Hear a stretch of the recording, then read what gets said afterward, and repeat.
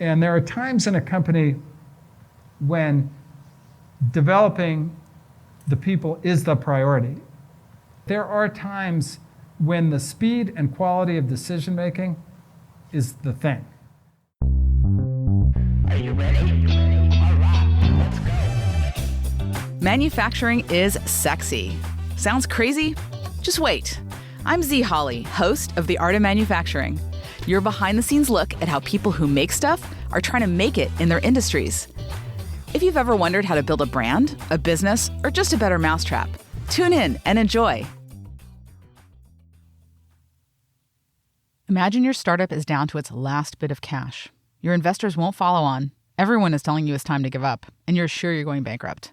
But you decide to take your company public as a last-ditch effort. It was dubbed by BusinessWeek as the IPO from hell. That's just one of the many hard times in the storied career of Ben Horowitz. This week, we're doing something a little different. I interviewed Ben live at UCLA. He's a legendary entrepreneur who eventually took that company public and sold to HP for $1.65 billion in one of the most impressive turnaround stories in history. He went on to co-found the prestigious Silicon Valley venture capital firm Andreessen Horowitz. And I love his book, The Hard Thing About Hard Things, which is an honest look at entrepreneurship from his personal experience. Our conversation was a lot of fun and included some really deep leadership insights that can be translated to any industry, so I thought we should share it with you today. I was curious to hear about what he's learned through his roller coaster journey as an entrepreneur. We talked about how to build the right culture in your company and how to make hard decisions. We talk about his love for rap music and some of the technology trends he's most excited about. He also gives plenty of advice to the students in the audience to prepare them for meaningful careers. We hear about that and a whole lot more on this week's episode of The Art of Manufacturing. So, Ben, what is your fascination with hip-hop? I love your musings inspired by hip-hop. I started as a rapper. You guys are laughing. I did. So when I was 18, a friend of mine growing up got shot, and he became blind. And I was very focused at the time on kind of basically cheering him up. You know, like when you get shot when you're a kid and you lose your sight, it's the worst thing in the world. And I was in New York, and so I would listen to, there was this DJ on the radio, Cool DJ Red Alert. And he had the most fantastic show. And at that time, like, you could only hear hip hop on Saturday night, like literally only on Saturday night, only on Tuesday. There's Cool DJ Red Alert and DJ Chuck Chill Out. And I would record the tapes and I would send them to my friend. And it was the only thing that like cheered him up was these like Red Alert and Chuck Chill Out tapes. And so he kind of got fired up about it. So that summer I went home, I was like, let's start a rap group. And we started this group, the Blind and Deaf Crew. And Def, D-E-F, like Def Jam. And Def was like the word then. And we had, you know, I wrote a lot of rhymes. They were simple. It was like the era of the like Run DMC and the Beastie Boys. So you know the complicated rhyme schemes you got later with like Rakim and Nas. But it was like, the blind deaf crew you know where fly. 3 of us, but we got 4 eyes. So anyway, that was a long answer. We're so glad. That was my original career. We're so glad that you discovered entrepreneurship. Thank you for... I have skills. It's not fair. How many of you out there are seniors? Okay, so quite a few, right? So you're probably thinking about what are you going to do next, et cetera. What was your thought process as you decided what you were going to do and then how you ended up jumping into Netscape? Well, actually, so out of school, I joined a company called Silicon Graphics. You know, at that time, it was kind of like the Google of today. It was where all, like, you know, all the, like, so many great engineers and whatnot went to work there.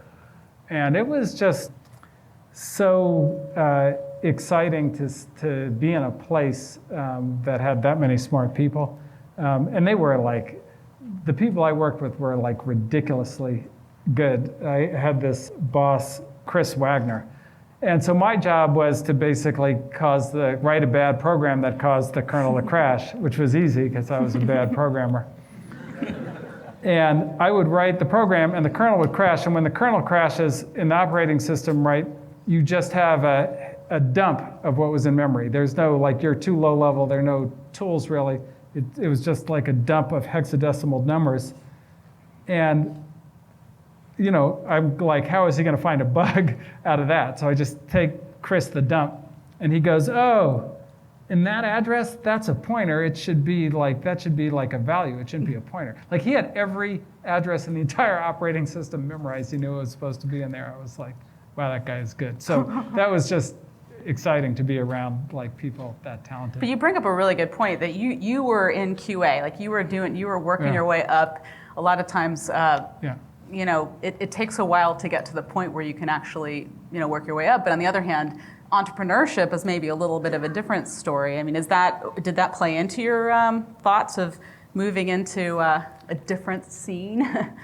You know, in those days, I didn't think of, like, starting a company would have been like an out-of-body experience for me. Like, I couldn't even imagine that when I started working.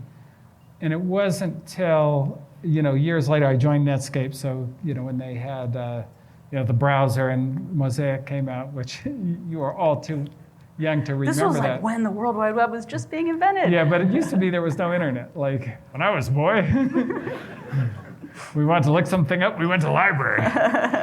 We got out the microfiche. Decimal system. And the Dewey Decimal System, yeah, that was, Google was called the Dewey Decimal System. And just to let you know how old that technology was, they called it the Dewey Decimal System because, like, decimal was the hot technology. Like, not just integers, baby. We got decimals. So that's when they started putting the @ sign in everything, right? Yeah. Like a little bit later than that. Yeah, exactly. So, you know, when I saw Mosaic for the first time, it was really just mind-blowing for me because when I was at UCLA, the internet was around. I mean, Professor Kleinrock basically invented the internet, but the internet was different. It wasn't like what you're used to now. It was like literally you get the cable was yellow that you plugged into your computer. You had the computer. And then you would get on the phone, call somebody up and say, can I have an IP address? And they would tell you, write this down, 192.87.75.63. You would then take that, edit 2 files on your computer, put them in there, and then you'd kind of get the thing talking on the internet, but you would be talking like completely in text. And you know, you had FTP, you had Gopher, and then you know, you could email your 5 friends in the TA lab, and that was kind of the internet. And then so, you know, you see like the World Wide Web, a browser, and it was just overwhelming. So I knew I had to join that company. And so once I joined Netscape, then I knew what a startup was. And then, you know, years later, we're like, with my other co-founders, we were all like, oh, we're going to start a company. And it's like, great, yeah, let's start it. I'm like, who's going to be CEO? And they all look at me like, you're going to be CEO. And I was like, This was Opsware. oh boy, yeah. That was LoudCloud, yeah. That was Okay, that was a right. company I founded, So tell me a bit about that, the entrepreneurial world when you're actually running the business. What sticks out as one of the toughest times that you had to go through? Well, the whole Because your thing is tough. book, I mean, Yeah.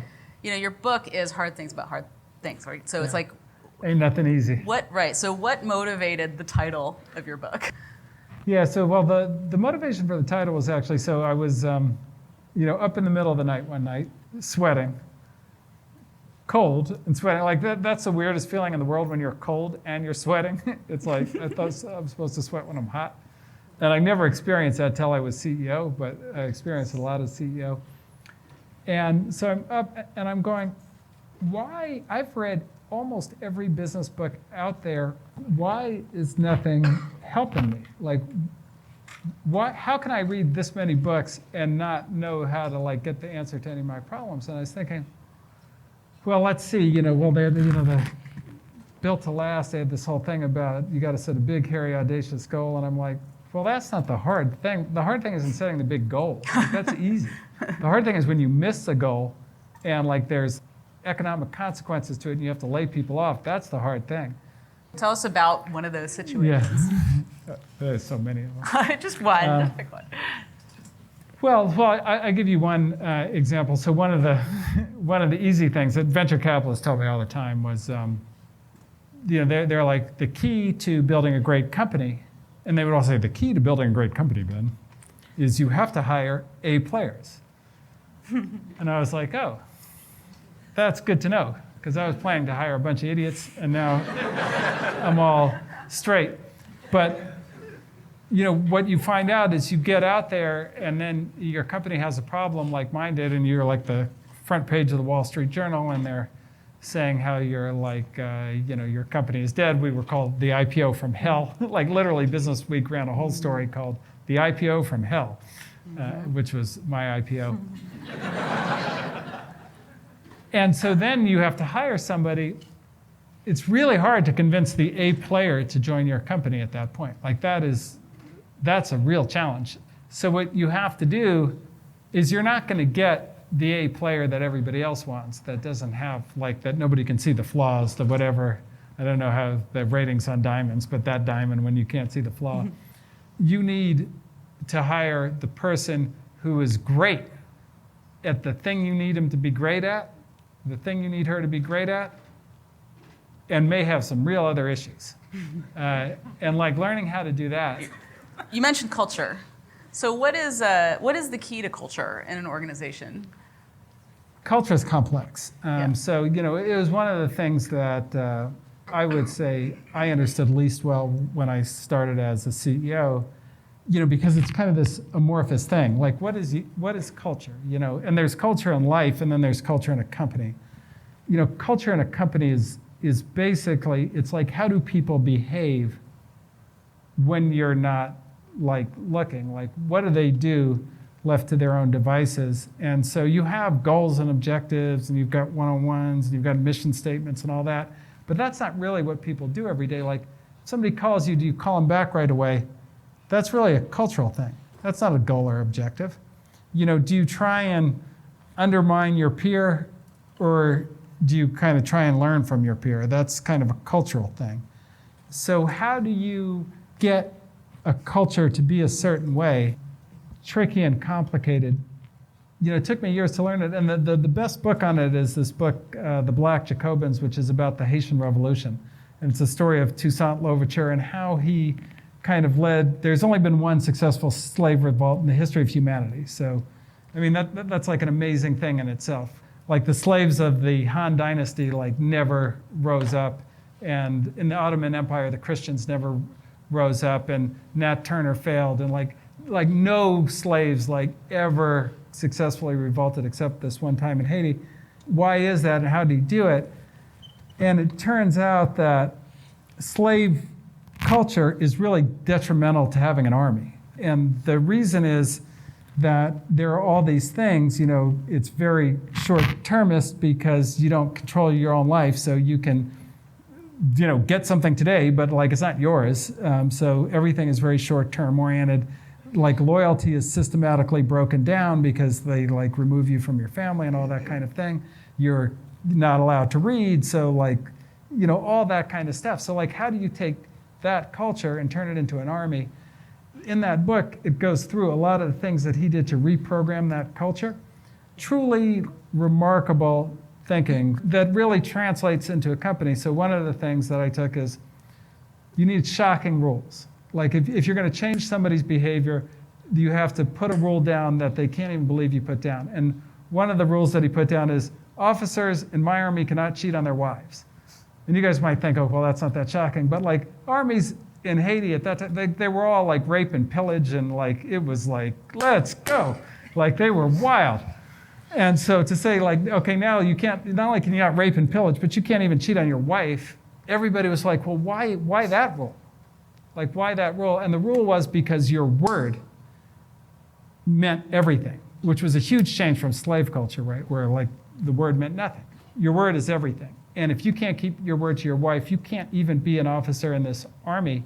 And Toussaint like famously said, I would sooner give up my command than break my word. So like he was on that. And that was a huge basis for, look, you could trust what people said in that army. And that was almost impossible to do from that standpoint. So if you look at, okay, that's a long talk about Toussaint, Ben, like, what are you getting at? So if you look, we started Andreessen Horowitz. And one of the first things that I wanted to have in the culture was, look, when I was an entrepreneur, I felt disrespected by venture capitalists because I would show up to the meeting and they would make me wait 45 minutes. In those days, there was no Wi-Fi. So that's a long wait. And I had to work. And so I was like, look, we're not going to be late to meetings with entrepreneurs. So how am I going to do that? And I said, okay, I'm going to create a rule that's going to shock people. If you're late to a meeting with an entrepreneur at Andreessen Horowitz, $10 a minute. So you're late 5 minutes, $50. So the first time somebody pays that fine, they're like, why are you caught 5 minutes? I had to go to the bathroom. Like $50. Because we respect what it means to build a company here. And so that's a rule that I took from Toussaint, essentially, that set the culture. And if you go in there now, like one of the things we're most known for is like we're on time for meetings. Like you go to any other venture capital firm, they're all late. You go to our firm, like we're on time. Thank you. Yeah. And so, yeah, as an entrepreneur, you understand what that means. So that's one of the aspects of culture. Another aspect is make decisions that demonstrate your priorities. This is, another really, I'll keep using Toussaint because I know so much about him. So in the Haitian Revolution, one of the big things was, okay, once they won, or once, they kind of took control of the island, what do you do with the slave owners, the plantation owners? The priority for Toussaint was he wanted Haiti to be a great nation at that point. And he knew he needed the plantations to keep running because sugar was the whole thing for Haiti, it was the whole economy. And so he said, look, not only am I not going to kill you, but I'm going to let you run the plantations. You can no longer have slaves, but I'm going to lower your taxes so you can afford slaves. So that's a shocking decision, but it made the priority very, very, very clear on what he wanted to accomplish. And in business, you have to make decisions that demonstrate your priorities. And I'll give you an example. So a decision that people get wrong all the time is somebody comes and asks for a raise. And why do they get that wrong? Oh, you come ask me for a raise, and I like you. And I know you're going to feel great if I say yes. Okay, and I'm going to feel powerful. I gave you a raise. Ben, can I have a raise? Yes, you can have a raise. Wow, that's awesome. Z's got a raise. Then what happens next? Well, I'll say, Z, you got to keep this confidential. Don't tell anybody you've got a raise. And then, so what is Z going to do? She's not going to tell anybody, but she might go home. She might tell her spouse, hey, guess what? I got a raise. Because she has to. Because you know what else? If she doesn't tell her spouse, then he's going to see the money in the bank account. And he's going to go, Z, what's going on? Are you Breaking Bad? Are you trapping? What's going on? I'm rapping. Where'd all this money come from? She's rapping. You got to have an explanation. Throwing for down the some money. rhymes on the side. Okay, and then you're at the office party, and then somebody else is friends with him, and he's like, how's it going? Oh, I'm doing great. Z just got a big raise. And then that person is like, oh, I didn't know we were giving out raises. And I'm way better than Z. What are you talking about? I should have got that raise. And so now you've created politics, you've created everybody in your organization is going to be going okay, I have a fiduciary responsibility in my family to ask my manager for a raise right now, and not only now, but every chance I can. As opposed to you make the decision that, look, no, we're going to have a actual review process where we evaluate everybody and we give people the biggest raise who are supposed to get the biggest raise based on the work they do, not because they politic me and have the courage to ask me this. And that's kind of, the kinds of things that set the culture. What kind? Do you want a culture of fairness? Do you want a culture of who's your buddy? Who's got the most charisma to go ask the boss? And that's a real thing. And so you have to make decisions that demonstrate the priorities, or you're going to live like that. And so that's, a lot of, when you think about culture, you have to think about how do you get to that point? And the reason I bring up that book is that was the first time I was like, oh, that's how you do it. That's how you think about And that. it sounds like what you're saying is culture and leadership are just incredibly intertwined. And the leadership is the making those difficult decisions when it's not necessarily a popular thing to do. Well, it's the thing, that's a great point in that as a leader, there's a set of decisions that you make where if you were to take a poll everybody would go, yes, I would make that decision too. That's not leadership. Those decisions, you make decisions like that. If everybody knows it's a good idea, great. No problem. And you agree it's a good idea. That's an easy decision, but it's not really leadership because the group would have done it without you. Leadership is when the group thinks one thing and you think something else and you're not sure, but you're pretty sure you know more than they do. And you have the courage to stand up and make that decision. That's very difficult to do. And you see that like super seldom in the world. Very little in politics. But it's critical in a company because that's the whole value of the leader, is having the courage to make those very difficult decisions. And that's probably during the times like year 2000, other times at tough times where there's the, I think we once said that there's different kinds of leaders. There's a sort of battle time. Peacetime, wartime. Peacetime, yeah. Peacetime, wartime. Yeah. You're listening to The Art of Manufacturing. Join the conversation on social at We Make It in LA and our Facebook group, makeitinla.org/community. We'll be right back after this break. The Art of Manufacturing podcast is a collaboration with Make It in LA, which is generously supported by organizations like the LA Cleantech Incubator. LACI has a really cool facility in the Arts District of downtown LA filled with energetic startups and nonprofits. They offer cleantech startups flexible office space, epic prototyping labs, and the #1 rated cleantech incubation program in the world. Learn more at makeitinla.org/LACI. We're speaking with Ben Horowitz, legendary entrepreneur and venture capitalist.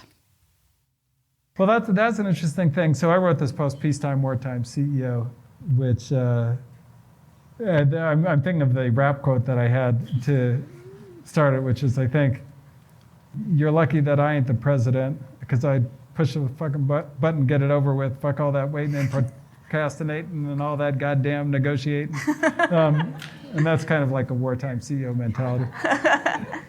So, when I was a student, I read a lot about management. And the thing about management books is there are certain things that are really consistent in almost every management book. You have to empower your people. You definitely can't berate anybody in public. You've got to delegate, all these things. And those are like generally good rules. But then in my youth, the CEOs that I really admired were Andy Grove and Steve Jobs. They berated a lot of people in public. And and there were all kinds of stories about like Steve Jobs dropping down and like not delegating, but like making a decision on like, the shape of a font or like, something that minuscule. And you go like, well, why is he doing that? And Andy Grove, there's this really, it's actually a cultural story where somebody, he's got a meeting and somebody comes in late, I don't know how much late they were, but he looks at them in front of everybody and he says, all I have in this life is time and you're wasting it. Like, wow, that hurt my feelings, and I just read about it. And so like, what's that if this other thing is management? Like, why did he do that? Why did Steve Jobs do that? Like, why did it work? And it really gets into this peacetime, wartime concept. And there are times in a company when developing the people is the priority, and like taking the time to kind of enable everybody to kind of to learn on their own and develop their own judgment and so forth is the right thing to do. But there are times when the speed and quality of decision making is the thing. And when you're fighting for your life, when you're weeks away from bankruptcy, when you've got, in Andy Grove's case, like the Japanese have cut the price on computer memory so much that you have to, lay off 80% of the company and move into microprocessors.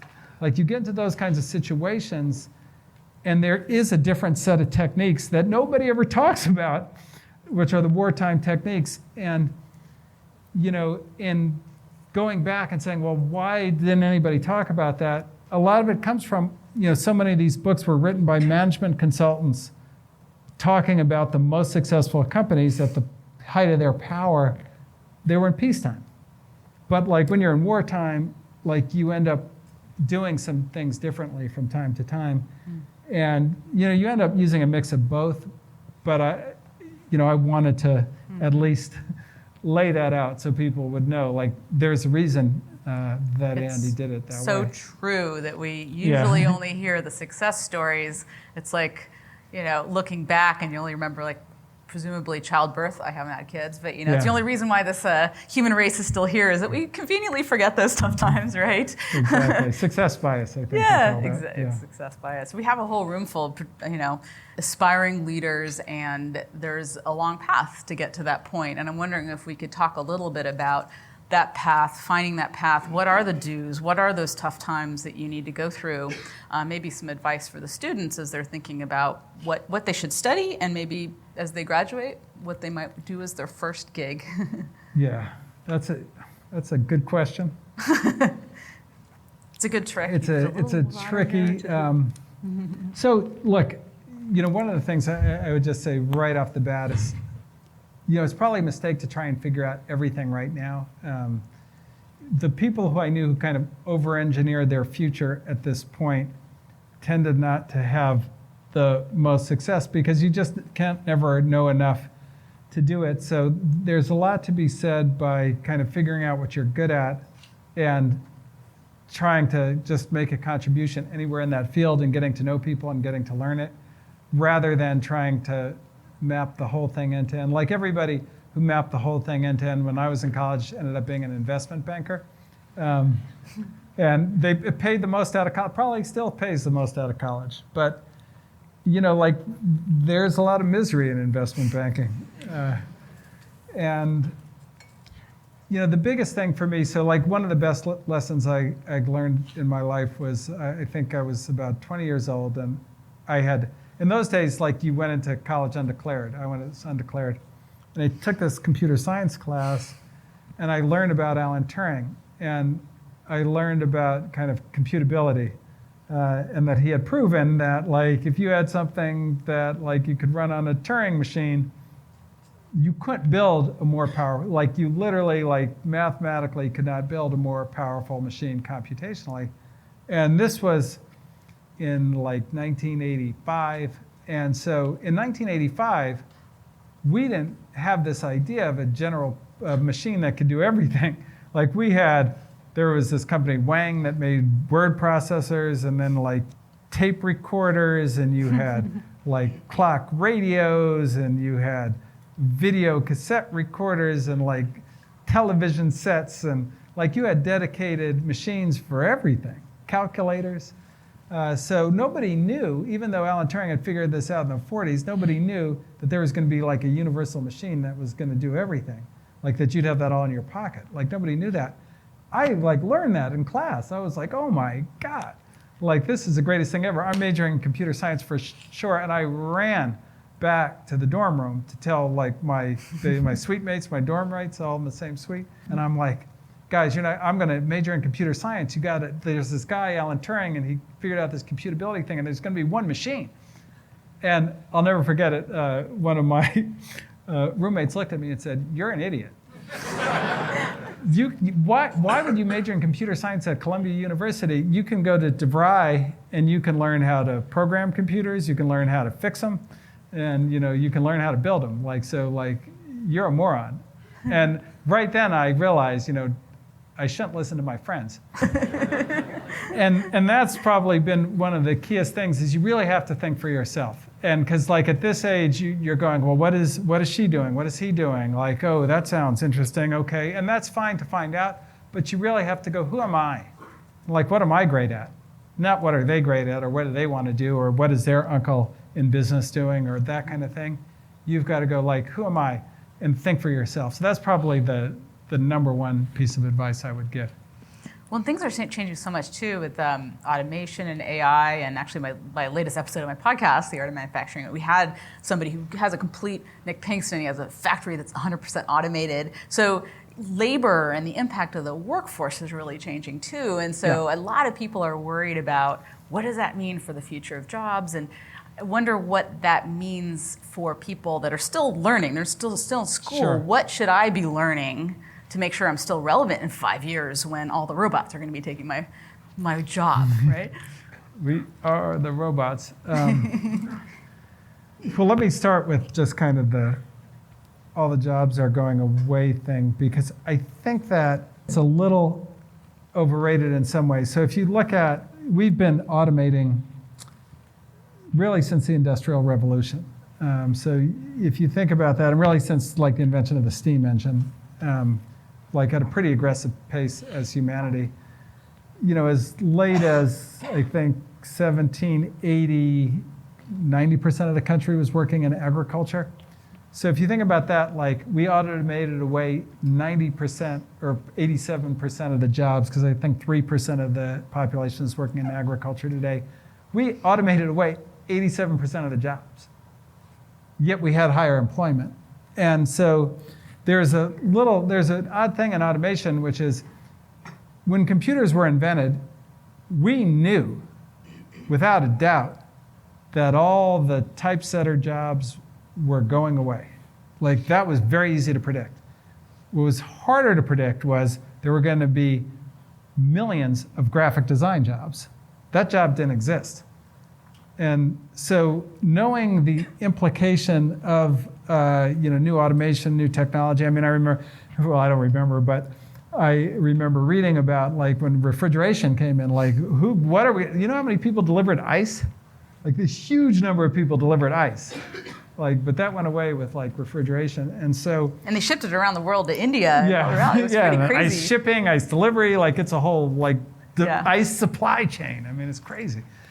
But so it is hard to predict. And there are so many people who love to write about the doom of the future. But if you go back and read about the invention of the electric light, oh my God, the lamp-lighters, like they're all out of business. Like this is terrible.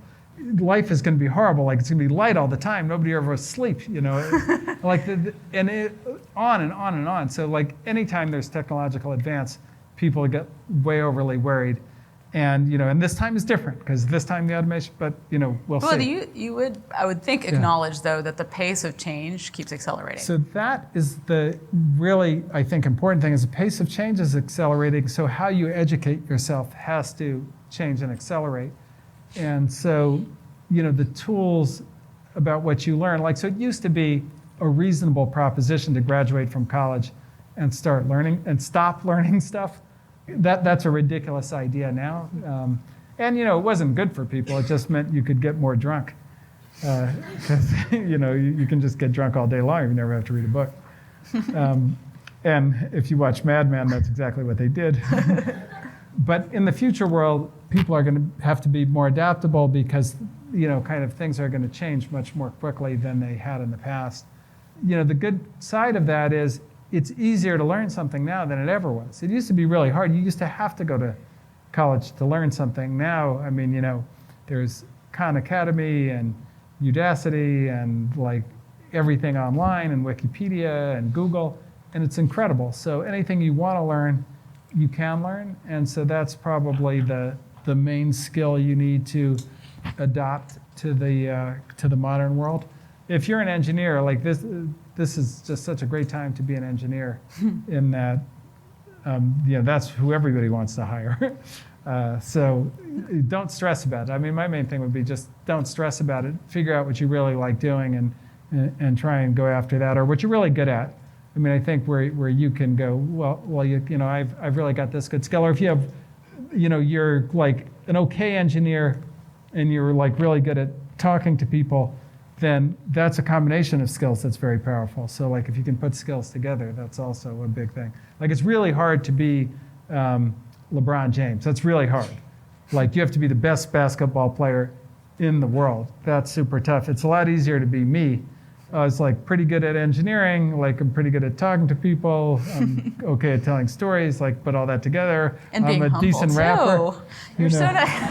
And like, but there are very few people. There are very few people who are like decent engineers, okay rappers, pretty good at telling stories. Like you put that all Come on, together, and I'm you are the unique. LeBron James of Yeah. venture capital. Come on. Well, Admit but that. Anyway, you see how you're that goes. humble. Like you don't have to be so good at one certain topic. So what are you seeing as the most exciting tech trends, the things that are really shifting? Not just investing in now, but that you think in 5 years is going to be really changing. Yeah, well, when I was at UCLA, it's funny, I was studying AI, and I remember we had this course, neurocomputing, where we learned about the perceptron algorithm. We could build these little perceptrons, and we could recognize the letters Q and P, but nothing else. And so it didn't seem to have much promise then, but the modern kind of deep learning is really not that different. There are computing's advanced, like the amount of data we have, the amount of nodes that we can process it with have enabled us to basically classify much, much larger landscapes. And as a result, what we're able to do with AI is incredible now, and there's the kind of famous, now we can recognize cats better than humans. Google Translate can translate certainly any European language one to another really well, which translation was just impossible before. And we can drive cars. And I think that, there's very few things that, you won't be able to build a machine that can learn the algorithm for it as opposed to having to write the algorithm. And so AI is a really exciting field. Another really exciting field, which I think when people ask me, what would you be if you were coming out of school today? I think I'd be a biohacker. Because we're at the point now where you can not only read biology, from a computer science standpoint, you can read, we've sequenced the genome, we can sequence the microbiome. You can read biology, and now with CRISPR, you can actually write biology. So the things that are possible are super exciting. And then, we've seen lately people who are applying real computer science techniques to biology. And the kinds of opportunities there, we'll probably cure more diseases in the next 20 years than we have in the last 1,000. And you bring up a really good point by saying computer science and biology is there's these opportunities to span those boundaries and do the interdisciplinary thing that I think might not have been the case a while ago. Oh, no question. I mean, I'll give you an example. We're invested in a company called Freenome, which uses kind of machine learning against biology to diagnose cancer. And why is this important? Well, it turns out that almost every form of cancer has been cured if you catch it early enough. So if you catch it in the early stages, it's no problem. Treat it, you're fine. But nobody ever catches it in the early stages. You always end up catching it rather late. And the reason is to really catch cancer, you have to do a biopsy. And biopsies are very inconvenient and dangerous. You can die from one. So you're not going to do it till you get a lump, and then you're in trouble. And so what Freenome's been able to do is by using kind of machine learning, and sequencing through a blood test, diagnose cancer in very early stages. So now you go in for your regular blood test. How's my cholesterol? Do I have cancer? That kind of thing. And, so that's just amazing. And it's something that, as a computer scientist or, or a biologist, you can start to solve these problems that have been intractable for hundreds of years. We're going to open up for questions, and I'll ask one more question. But while we do that, anybody who has a question, come on up to the microphones up at the front, and we'll have about 15 minutes of that. So, as somebody, a young person thinking about their career, would you recommend? Do you have a particular suggestion for big company or startup when you first get out, or start your own company? Well, it depends, a lot what you want to do. If you want to kind of, let's say you're an engineer, and what you really want to do is, I want to learn how to work kind of on really big software projects and kind of, understand my skill set, and then understand how they use data to define things and this and that and the other. Then a place like Facebook is unbeatable. They're so good at that, and you get an incredible skill set working there. On the other hand, if what you want to learn how to do is kind of find how to fit a product to a market, then that's really done much more directly at a very early stage company often. And with the idea that you're going to go start a company one day, then that might be the way to learn that skill. The other thing though is if you want to, like, going to a bad startup is kind of miserable. Like I'd actually rather be the janitor at Facebook than CEO of a bad startup. I'll just be honest with you. The other nice thing about a larger environment is you might meet a lot of people who might be interesting people to start a company with. So that's another kind of lens through which to see it. Great. Okay. So if you can keep your questions brief over here. Hello. Thank you, Ben, for being here. Yes. I'm actually going into investment banking after graduation, so I'll be going through some misery. Apparently. Well, it starts out with misery, but everybody values the work ethic that you will have.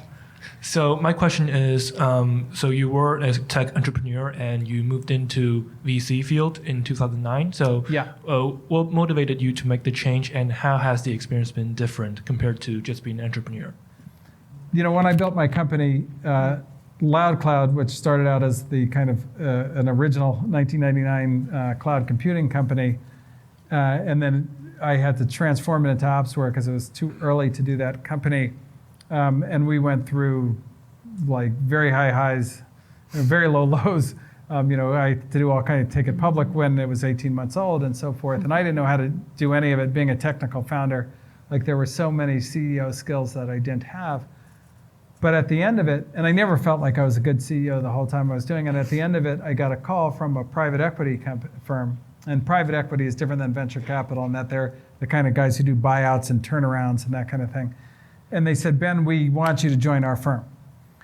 And I was like, you haven't even met me. Like, why do you want me to join your firm? That's the most ridiculous thing I've ever heard. And they said, well, we think that LoudCloud to Opsware was the greatest tech turnaround in the last 20 years, and we need that turnaround skill. I said, okay, you are aware that I'm the one who screwed it up in the first place. So I was just fixing my own mistake. It's not like I can fix somebody else's company. And that really got me thinking, well, why was I able to fix it? And it was because I knew all the assumptions that we had made that turned out to be incorrect. And I think if you're coming into somebody else's company, that'd be hard to do. Yet, every venture capital firm kind of specialized in replacing the technical founder with a professional CEO. And I thought there ought to be at least one firm that helps a technical founder become a CEO. And that was the idea behind Andreessen Horowitz. It's just a completely, utterly different thing. I'll tell you the biggest difference is as CEO, you kind of like your output is the speed and quality of decisions. And speed is actually more important than quality in a lot of ways because you have to keep it moving. You've got to keep the company going. Because if you wait on a decision, everybody who works for you is waiting. And that's CEO rhythm. Investor rhythm is the opposite. Quality is everything. You can take all a year to make a decision, but you make the right one and you're set. So that's probably the number one difference. So in regards to your question about being a biohacker, so it seems that the venture capital landscape for biotechnology is not necessarily purely analogous to other segments in the technology sector, in that perhaps exit strategies and whatnot are kind of, people have different motivations. So what advice would you give to the next wave of biotechnology entrepreneurs? Well, we just started a bio fund for exactly that reason, this advertisement. So I think you're right. So historically, biotechnology venture capital has all been around therapeutics, i.e. drugs, as opposed to diagnostics or kind of things that are further away from the regulatory vortex. A couple of things are changing. One is, with computational biology, there are very interesting opportunities around diagnostics where you can build a company in a way that's more similar to the way you build a computer science company. That's a lot of what we're funding. And so I think that it's going to become more like computer science for sure over the next 5-10 years. Hi, Ben. Thank you for your words. A more theoretical question. You mentioned that, there's the distinction between being a wartime leader or wartime CEO, and sort of those skills are different versus, say, peacetime. How do you lead, and when things are difficult? Well, the big thing is a lot of it gets down to like the level of precision and the level of urgency and the level of inspection. So there's always, like in management, in any management, there's expect what you inspect, right? Like that's just kind of basic. You have to, you can't just delegate everything. You do have to look at it from time to time or you will not get what you think you're getting.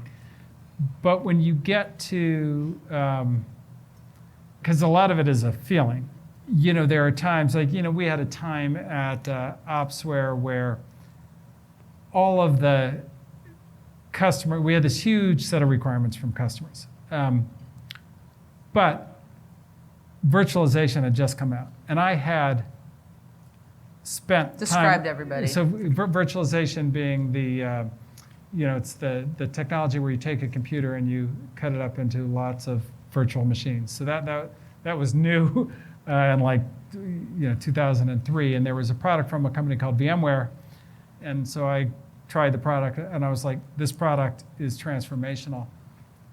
We've got to basically integrate it and take into account that like a lot of people are going to be deploying this. None of our customers knew about it, were asking for it. But I knew we had to do it or we'd be late. And the team just was not going to get to it on their own. And so I said, look, I don't care what the customers say. You can't always do what you know. Sometimes you have to do what you think, or you're never going to get to the future. We're going to build virtualization. It's the number one priority. And go do it. Like that's a very wartime motion, as opposed to, well, I'm going to let the team decide. They're going to learn on their own. Andy Grove had a great comment on this. He said, you know, people say like, you know, I'm not going to train them because like they have to learn on their own. They have to get, and Andy Grove says at whose expense? At the customer's expense? They're going to learn on their own? Like, no, you have to train them. And so that's a form of training. I love your talk. Thanks for the great words. So my question is in two parts.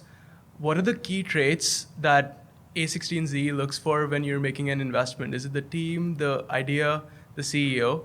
Or what exactly are some key factors that you look? Those are all important. Yes, right? And the second part is, what's your advice to startups or to founders who are going to be pitching their company to you? On the first question, look, all of those things are important. You know, the quality of the team. You know, is the idea a breakthrough? Is a real thing. Particularly the younger you are, the more important that you have a real breakthrough idea. Like if two young people just like start a company with a good but obvious idea, I would never invest in that because I'd rather invest in like the experienced people with the same good and obvious idea. So if you're young, you've got to have like an idea that everybody else thinks is stupid, that really is such a breakthrough, nobody else can even see it. And so like the idea becomes more important. But you know, coming from a good engineering environment like UCLA helps and this and that and the other. You know, in terms of advice on pitching us, a lot of it is what do you know that nobody else knows? Like, what is it that you know that other people don't, that enables you to build a company that's going to be very valuable? And how did you learn it? And like, why is it important? Like, those are the things that really matter at the initial stage. You know, more so than, you know, a lot of people get trained on, oh, we've been increasing our users 20% week over week. We now have 8. You know, like, I don't care. Like, so it's much more like, is it really a breakthrough?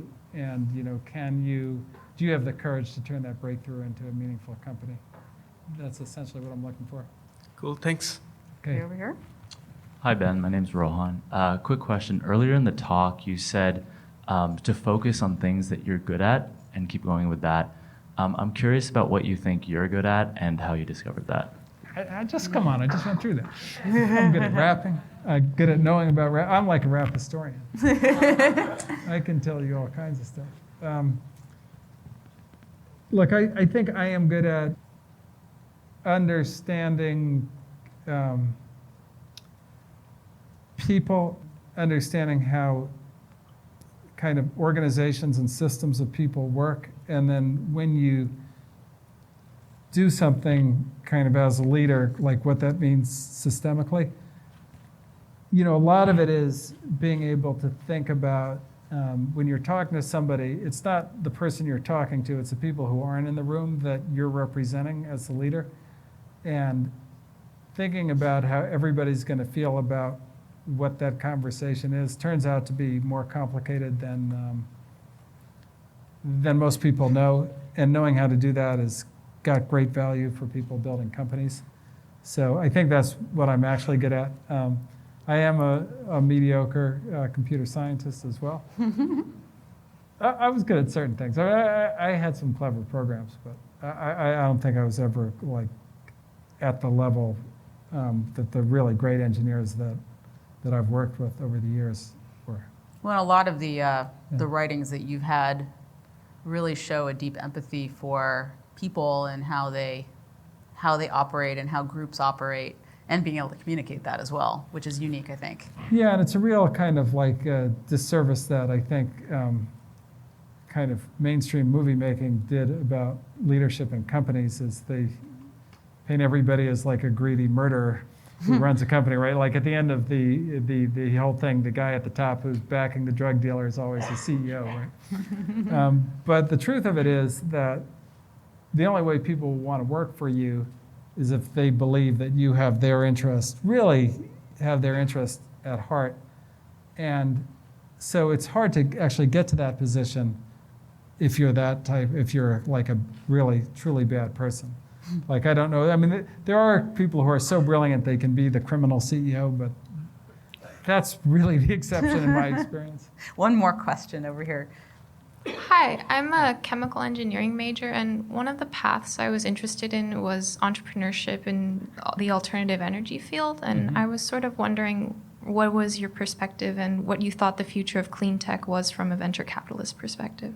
So that's a tricky one, because venture capital lost a lot of money in clean tech. And it really, there were two big mistakes by the clean tech entrepreneurs and venture capitalists of the last era.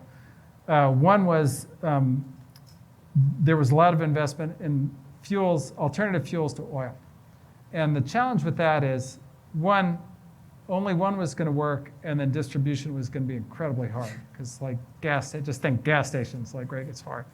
The second was oil turns out to be really dynamic in how it can price itself over a short period of time to wipe you out of business if you're an alternative source.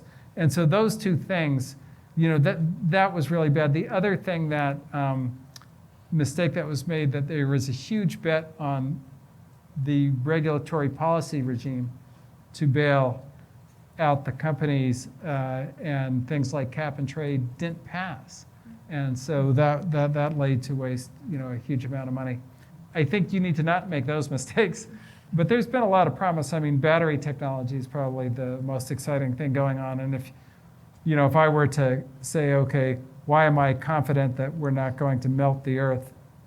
Probably the biggest thing is, if we could just have batteries like in power grids and not run them at peak capacity, that's like a 20x energy savings and kind of emission savings just on that alone, and you could see things far beyond that. So that's one thing. There's actually, we see pitches on nuclear fusion all the time.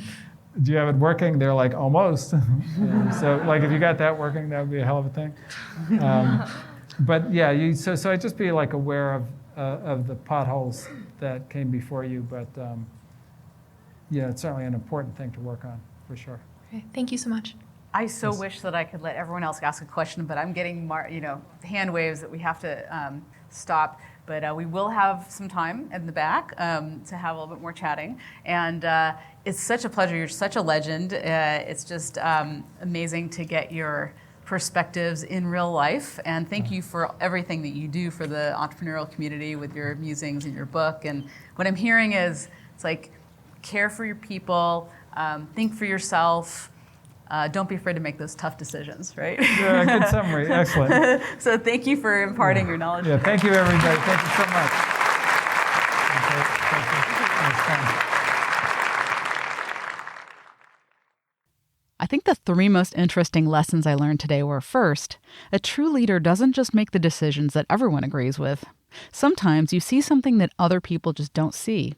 And other times, you just have terrible options. But the buck stops with you, and the value of having a leader is to have the courage to make those tough decisions.